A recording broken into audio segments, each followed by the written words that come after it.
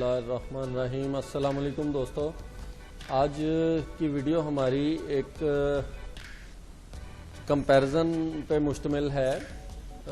वीसोल OLT के बारे में लोगों का गुमान है कि जीएसडी ओएलटी को क्यों प्रेफर करते हैं लोग। वीसोल तो बड़ी पुरानी ब्रांड है, तो उसकी बजाय जीएसडी को क्यों इतना ज़्यादा पसंद किया जा रहा है, तो उसकी मैं कुछ ख़ास चीज़ें आज कंपैरिजन में हम बात करेंगे। ये हमारे पास वीसोल की एक ओएलटी लगी हुई है, इसमें लेटेस्ट फर्मवेयर है और ये हमारे पास एक जीएसडी की ओएलटी लगी हुई है, इसमें भी लेटेस्ट फर्मवेयर है। तो बात हम इस पे करेंगे कि कौन से ऐसे फीचर्स हैं जो वीसोल की ओएलटी में मौजूद हैं और जीएसडी की ओएलटी में मौजूद नहीं है। उसके बाद हम बात करेंगे कौन से ऐसे फीचर्स हैं जो जीएसडी की ओएलटी में मौजूद हैं मगर वीसोल की ओएलटी में मौजूद नहीं है, ताकि हमें पता चल सके कि क्यों इतना प्रेफर किया जा रहा है जीएसडी की ओएलटी को। इसमें ऐसी कौन सी ख़ास बात है कि इतनी ज़्यादा प्रमोट हो रही है आजकल। तो देखते हैं। सबसे पहला मेन्यू ओएलटी इंफॉर्मेशन का है वीसोल में। उसमें हम पॉन पोर्ट्स को देख सकते हैं कि कौन सी पोर्ट अप है, कौन सी डाउन है। तो इसी तरह से जीएसडी की ओएलटी में भी सेम यही चीज़, आप स्टेटस जब आप लॉगिन करते हैं ओएलटी को तो आपको नज़र आता है, मगर इसमें कुछ चीज़ें फालतू हैं। फालतू मैं क्या कहूँ, कुछ चीज़ें काम की हैं। मसलन आपकी पॉन पोर्ट पे नज़र आता है कितने ओएनयू रजिस्टर्ड हैं, कितने ऑनलाइन है, कितने ऑफलाइन है। इसी तरह से अपलिंक पोर्ट्स भी आपको नज़र आती हैं, कौन सी बंद है, कौन सी चल रही है। तो ये मेन बोर्ड हो गया दोनों ओएलटीज़ का। आगे मेन्यूज़ में चले जाते हैं। तो सबसे पहला मेन्यू वीलैन है। तो वीसोल की ओएलटी में एक से ज़्यादा वीलैन हम एक टाइम में कॉन्फ़िगर नहीं कर सकते और एक से ज़्यादा वीलैन हम डिलीट नहीं कर सकते। जैसे हम ये 4001 से 4003 वीलैन डिलीट करना चाहें तो हम डिलीट का बटन ही नहीं है, डिलीट कर ही नहीं सकते। आप एक एक वीलैन पे क्लिक करेंगे और डिलीट करेंगे तो डिलीट होंगी। इसी तरह से हम अगर बनाना चाहें 4004 से लेके 4006 तक, तो ये वीलैंस भी हम क्रिएट नहीं कर सकते।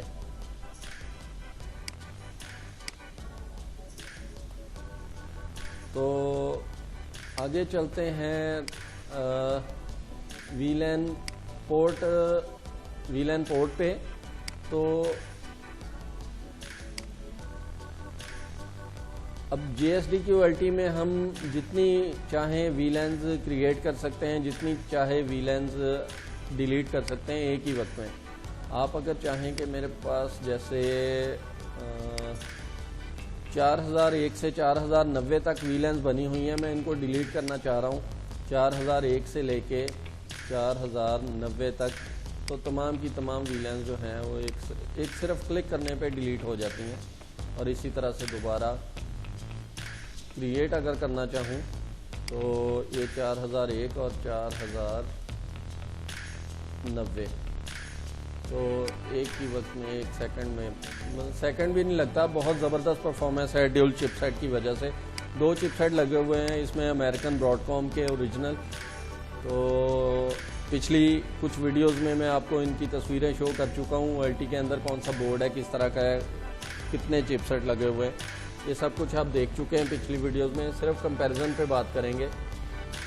तो वीलैन क्रिएट करने, डिलीट करने में बहुत ही आसानी है, पोर्ट कॉन्फ़िगर करने में बहुत आसानी है। जैसे अगर हम किसी एक पोर्ट पे, जैसे GE1 है, इस पे हम मुख्तलिफ वीलैंस टैग करना चाह रहे हैं, तो इस पे हम एक एक करके वीलैन खोलेंगे और टैग का बटन दबाएंगे, फिर दूसरी वीलैन खोलेंगे, टैग का बटन दबाएंगे, तो फिर एंड पे जाकर सबमिट करेंगे, तो फिर ये वीलैंस जो हैं वो सबमिट होंगी। और ये एफर्ट जीएसडी की ओएलटी में इतनी ज़्यादा नहीं है। इसमें सिंपल सा ये है कि आप उस पोर्ट को खोल लेते हैं, जैसे GE1 को मैंने खोल लिया और इसमें हमने पोर्ट को ट्रंक किया, अप्लाई किया और ऐड वी लेंथ में 4001 से लेके 4090 तक हम असाइन करना चाह रहे हैं। तो तमाम वी लेंस एक बहुत ही मामूली सा टाइम लगता है और तमाम की तमाम वी लेंस जो हैं वो अलाउ हो जाती हैं, ट्रैफिक जाना शुरू हो जाती है। तो अब VSOL में ऐसा कुछ नहीं है, आप एक एक वी लेन को खोलेंगे और टैग करेंगे और फिर सबमिट का बटन दबाएंगे, फिर अगली, इस तरह से थोड़ा मुश्किल है। अच्छा, आगे Q-in-Q है, हर पोर्ट में आप कर सकते हैं वो। आप इसमें भी आप देख सकते हैं कि जितनी कोई भी आप पोर्ट खोलें उसमें Q-in-Q बना सकते हैं, ट्रांसलेशन कर सकते हैं। इसी तरह से इसमें भी ट्रांसलेशन कर सकते हैं। तो अपलिंक पोर्ट्स में आ जाते हैं। आपको नज़र आ रहा है अपलिंक पोर्ट्स में ये ग्राफ हैं, कुछ डाटा है, कुछ कौन सी पोर्ट पे कितना डाटा चल रहा है। तो ये चीज़ इसी तरह से पोर्ट परफॉर्मेंस में देखी जा सकती है। आप पॉन भी बल्कि शो कर रहा है, उस पर कितना डाटा चल रहा है। इसी तरह से अपलिंक पोर्ट्स हैं, उन पे कितना डाटा चल रहा है, ये सब कुछ यहीं पे शो हो जाता है। इससे आगे चलते हैं हम। पोर्ट कॉन्फ़िगरेशन है, तो कौन सी पोर्ट को बंद करना है, कौन सी को चलाना है, ऑफ़ करना है, ऑन करना है। तो इसकी सेटिंग यहाँ पे की जा सकती है। इसी तरह से यहाँ पे भी सेम इसी तरह से पोर्ट कॉन्फ़िग में आप सेटिंग कर सकते हैं सबकी। पोर्ट इन्फो में नज़र आ रहा है आपको कौन सी पोर्ट क्या है और कौन सी VLAN है डिफ़ॉल्ट, और सेम इसी तरह से। ऑन पोर्ट्स में आ जाएं तो हम देखते हैं कि कुछ हमारे पास डिटेल शो हो रही हैं। वही चीज़ जो मैं आपको दिखा चुका हूँ परफॉर्मेंस में कि कौन सी पॉन पोर्ट पे कितना डाटा है और इसी तरह से कौन सी अपलिंक पोर्ट पे, वो सारा कुछ इन्होंने पॉन पोर्ट को सेपरेट कर दिया है। सिर्फ डाटा देख सकते हैं और बाकी इतनी ख़ास डिटेल नहीं है। टेम्परेचर कितना है, वोल्टेज कितना है, बायस और ट्रांसमिट पावर कितनी है, वो सेम चीज़ इसमें पॉन पोर्ट में आप देख सकते हैं।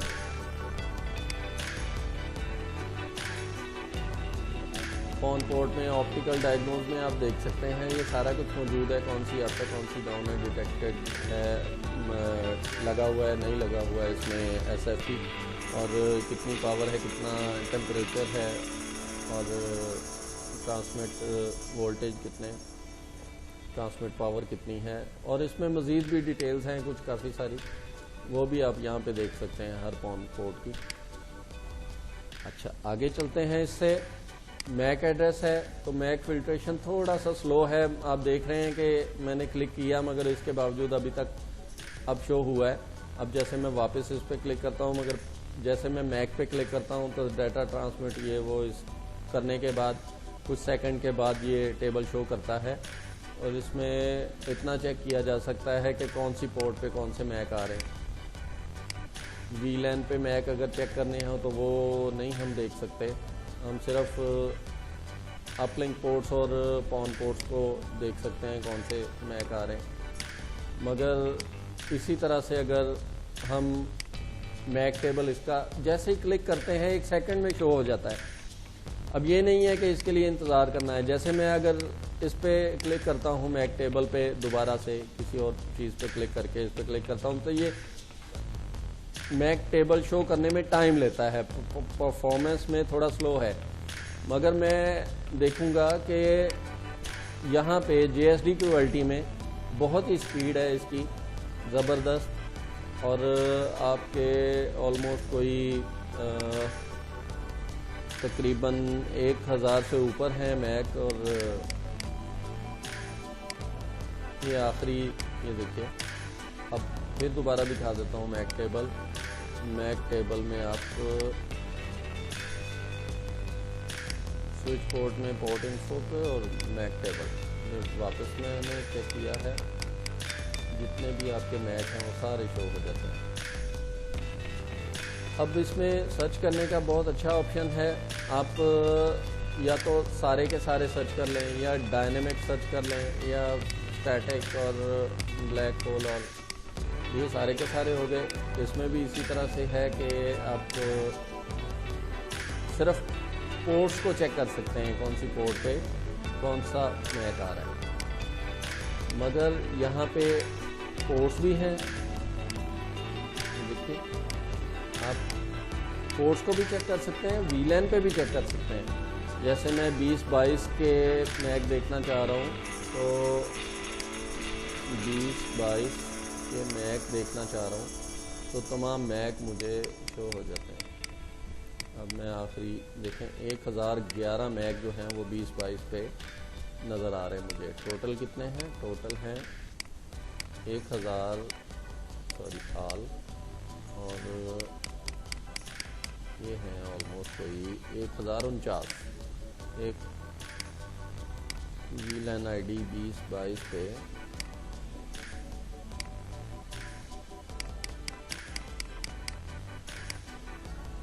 1011 आ रहे हैं। अच्छा, इसमें मैं देखना चाह रहा हूँ 11 नंबर वीलैन पे कितने मैक हैं, तो ये भी शो हो रहे हैं। 12 पे कितने हैं वो भी शो हो रहे हैं, और 49 पे कितने हैं, 45 पे कितने हैं वो भी शो हो रहे हैं, और नेटिव वीलैन पे कितने हैं वो भी शो हो रहे हैं। अब हमें इसमें बहुत ज़्यादा कंफ्यूजन नहीं है। अब अगर स्पेसिफिक मैक को हम सर्च करना चाहें तो वो भी सर्च कर सकते हैं। हम ये मैक उठाते हैं, कॉपी करते हैं और इसको सर्च करने की कोशिश करते हैं ऑल लिस्ट में। मैक सर्च अप्लाई, ये देखिए वीलैन 1 पे भी है, 2022 पे भी है। अब फ्लश करेंगे तो 1 सेकंड में दोबारा से मैक रिट्रीव करेगी ULT, यानी कि आपको अंदाज़ा भी नहीं होगा कि कब ये फ्लश हुए और कब ये दोबारा से आ गए। ये देखिए दोबारा लोड हो चुके हैं, और अगर इसको रिफ़्रेश करते हैं तो फिर आप देखिएगा कि मज़ीद आ चुके हैं, 327 आ चुके हैं। रिफ़्रेश करें, मज़ीद आ चुके हैं।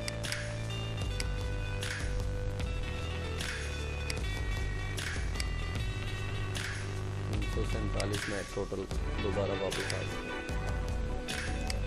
यहाँ पे भी आप इसको क्लियर कर सकते हैं। आप क्लियर करते हैं तो रिफ्रेश करने में टाइम लगेगा काफ़ी।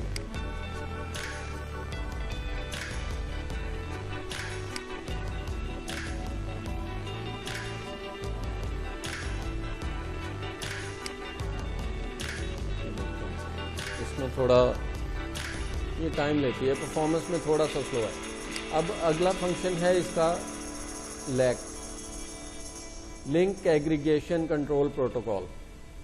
तो आप इसको कॉन्फ़िगर कर सकते हैं इसमें इसी तरह से लिंक एग्रीगेशन का सेपरेट दिया हुआ है, आप यहाँ पे क्रिएट कर सकते हैं कितनी पोर्ट्स, कौन कौन सी पोर्ट्स को ट्रंकिंग करनी है, आप कर सकते हैं इसमें। और आगे चलते हैं क्वालिटी ऑफ सर्विस। तो JSD में भी क्वालिटी ऑफ सर्विस का सेपरेट सेगमेंट है।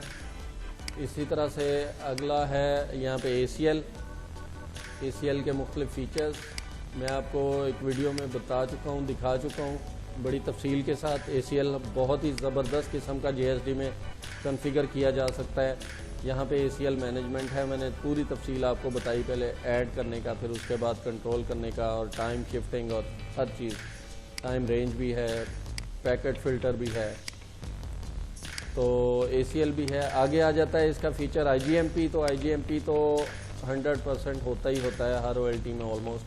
प्रोटोकॉल में देखें आप IGMP, ये आपको नज़र आ रहा है, आप मल्टीकास्टिंग और तमाम चीज़ें कॉन्फ़िगर कर सकते हैं IGMP की। RSTP है, तो VSOL में आप देखते हैं कि सिर्फ RSTP है, जबकि JSD में RSTP भी है, MSTP भी है। आप दोनों कॉन्फ़िगर कर सकते हैं या एक कॉन्फ़िगर कर सकते हैं। लूप बैक है, तो JSD में भी लूप बैक आपको स्विच पोर्ट पे मिल जाएगा, loop back, loop detection. Uplink पे भी और पाउंड पोर्ट पे भी सेपरेट आप कॉन्फ़िगर कर सकते हैं, इनेबल कर सकते हैं। DHCP की बात है तो DHCP भी JSD में अवेलेबल है, और उसके मुख्तलिफ ऑप्शन, मुख्तलिफ वर्जन, हर चीज़ उसमें अवेलेबल है। आगे चलते हैं आईपी राउट्स पे। तो आईपी राउट्स में आप देखेंगे इसमें स्टैटिक राउट है, प्रॉक्सी है, वीलैन आईपी राउट्स है। अब यहाँ पे राउट्स में देखते हैं हम, तो राउट मैनेजमेंट में हम ऐड कर सकते हैं और ये आर्ट टेबल भी शो हो जाता है। अब इससे आगे फीचर है ONU का, ONU ऑथेंटिकेशन और अपग्रेड का।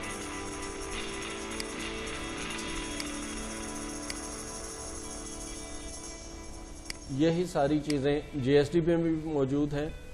ONU डिवाइस के मेन्यू में ONU बेसिक इंफॉर्मेशन और फिर पोर्ट कॉन्फ़िग और फिर मल्टीकास्ट, ONU मल्टीकास्ट और ONU परफॉर्मेंस। अच्छा जी, इसमें एक और भी चीज़ है यहाँ पे,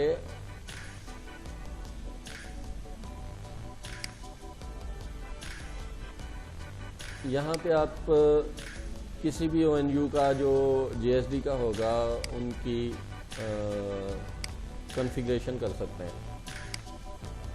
इससे आगे चलते हैं, हमारे पास है service profile, alarm profile, bind profile. तो इन चीज़ों की हमें GSD QLT में बिल्कुल ज़रूरत ही नहीं है। आप सिंपल सा किसी भी ONU की किसी भी पोर्ट को कॉन्फ़िगर कर सकते हैं, टैग कर सकते हैं, ट्रांसलेट कर सकते हैं, ट्रांसपेरेंट कर सकते हैं। सर्विस प्रोफाइल एक एक्स्ट्रा एफर्ट है अगर हम EPON चला रहे हैं तो। अगर GPON चला रहे हैं तो वो तो ऑब्वियसली उसके बगैर नहीं कॉन्फ़िगर होता, मगर अगर EPON चला रहे हैं तो उसके लिए आपको ज़रूरी नहीं है कि आप सर्विस प्रोफाइल, लाइन प्रोफाइल और इस तरह की चीज़ें कॉन्फ़िगर करें। आप सिंपल सा VLAN टैग करें और आपका ONU उसी VLAN पे काम करेगा।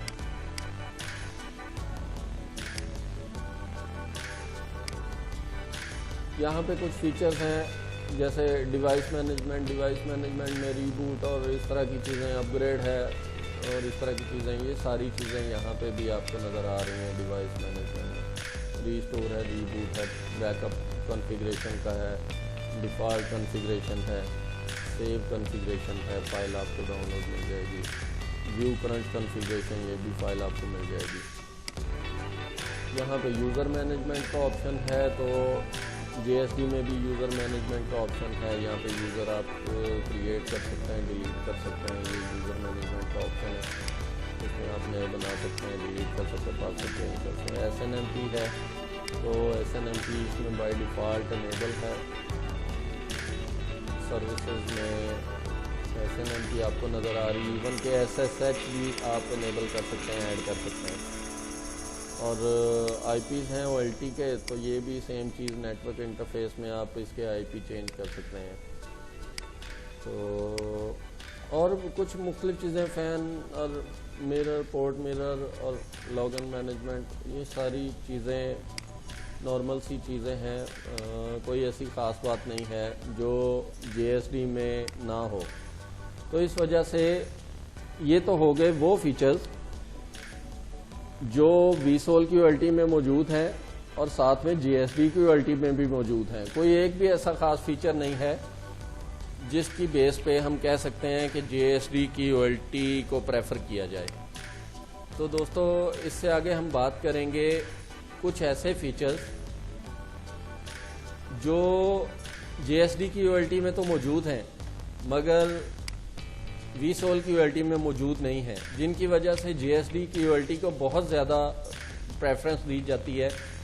लोग vSOL का पूछने की बजाय हमेशा GSD का ही पूछते हैं, वो कहाँ से मिलती है और कितनी कीमत है। हालांकि GSD की कीमत भी कम है। कीमत पे अगर बात की जाए तो आजकल 1,13,500 में पड़ती है SFPs के साथ, और इसी तरह से अगर vSOL की बात की जाए तो 1,36,000 के करीब पड़ती है SFPs के साथ 8 पोर्ट QLT।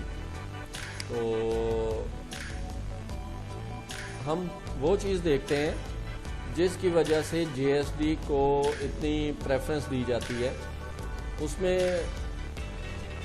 एक तो मैंने आपको बताया वी लेंस इसमें बहुत अच्छे तरीके से कॉन्फ़िगर भी की जा सकती हैं, पोर्ट्स अच्छे तरीके से कॉन्फ़िगर की जाती हैं। और इसी तरह से स्टेटस में जैसे ही आप क्लिक करते हैं आपको हर चीज़ का पता चल जाता है, कोई पोर्ट मेरी डाउन तो नहीं है, आपको अप है तो उस पर कितने ONU लगे हुए हैं, कितने ऑनलाइन है, कितने ऑफलाइन है। और इसके साथ साथ एक बहुत ही ख़ास ज़बरदस्त फीचर ये है कि आपको वीसोल की तरह आपको NMS लगाने की ज़रूरत नहीं है, अलहदा से कंप्यूटर लगा के उस पर NMS इंस्टॉल करने की ज़रूरत नहीं है। आप जो चीज़ आप इसके NMS पे जाके अलहदा कंप्यूटर लगा के देखना चाह रहे हैं वो हर चीज़ आपको JSD के वेब इंटरफेस में ही मिल जाएगी। टोपोलॉजी में वो सब कुछ मौजूद है जो आप एक NMS में देखना चाह रहे होते हैं। जैसे रूट पोर्ट पे कितनी पॉन पोर्ट्स हैं और उसमें से कितने ऑनलाइन है, कितने ऑफलाइन है। अच्छा, उसके बाद हम देखते हैं कि पॉन 1 पे कितने ONU लगे हुए हैं, पॉन 2 पे कितने ONU लगे हुए हैं, वो आपको यहाँ पे भी नज़र आ जाता है और टोपोलॉजी में भी नज़र आ जाता है। अब हम ये देखते हैं कि किसी भी ONU पे माउस ओवर करें तो उसका नाम और उसका मैक और उसकी स्टेटस ऑनलाइन है, ऑफलाइन है। जो ऑफलाइन है वो रेड हो जाते हैं, जो ऑनलाइन है वो ब्लैक उनका है टेक्स्ट। और माउस ओवर करने से उनका नाम भी पता चल जाता है और स्टेटस भी पता चल जाता है। तो सबसे अच्छी बात यह है कि आपको किसी भी तरह के मैक संभाल के रखने की ज़रूरत नहीं है, मैक का एक्सेल की फ़ाइल बनाने की ज़रूरत नहीं है। कुछ लोग ONU की तस्वीरें ले के मैक संभाल के रखते हैं, बाद में उनको सर्च करते हैं। तो आपको ऐसा कुछ भी करने की ज़रूरत नहीं है। जब आप मैक को एक ONU को कॉन्फ़िगर कर रहे होते हैं उसी वक्त आप उसका नाम जो है वो डिटेल्स में जाके रीनेम कर सकते हैं। जब आप एक दफ़ा किसी भी ONU का नाम रख देते हैं तो वो हमेशा उसमें सेव रहता है OLT में, और जब भी आप उसको सर्च करने की कोशिश करते हैं तो टोपोलॉजी में सिर्फ उसका नाम लिखते हैं, नाम का कुछ भी हिस्सा लिखते हैं तो वो ONU आपको फ़ौरन से मिल जाता है। आप ब्लिंक होना शुरू हो गया तो आप उस पर क्लिक करके अपनी पोर्ट कॉन्फ़िगर कर सकते हैं। ये देखिए ONU पोर्ट कॉन्फ़िगर, रीबूट करना है रीबूट कर सकते हैं, डिनाई लिस्ट में डालना है, उसकी पेमेंट नहीं आई डिनाई लिस्ट में डाल सकते हैं। ONU हमने यहाँ से उतार के कहीं और लगाना है डिलीट कर सकते हैं। डिटेल देख सकते हैं उसकी कितनी पावर आ रही है, कितने डिस्टेंस पे लगा हुआ है, कितनी ट्रांसमिट पावर, कितनी रिसीव पावर, टेम्परेचर कितना है और वोल्टेज कितने। ये उसकी कुछ इंफॉर्मेशन है ONU की। सिंगल पोर्ट का ONU है, पोर्ट कॉन्फ़िगरेशन कहीं पे आप 1 सेकंड में कर सकते हैं, कहीं इधर उधर रंग बिरंगे मेन्यूज़ को क्लिक करने की ज़रूरत नहीं पड़ती।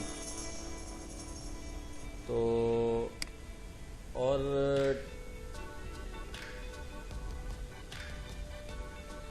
टोपोलॉजी का टेबल मेरे ख्याल से अभी 1 साल तक शायद किसी भी OLT में आप देख नहीं पाएंगे वेब इंटरफेस में, क्योंकि ये फीचर हमने स्पेशली डेवलप करवाया है अपने कस्टमर्स के लिए,